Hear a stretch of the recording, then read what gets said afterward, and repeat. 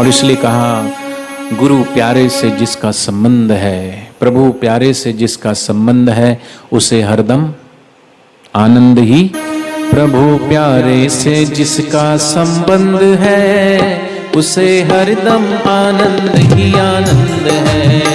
प्रभु प्यारे से जिसका संबंध है, उसे हरदम आनंद ही आनंद है।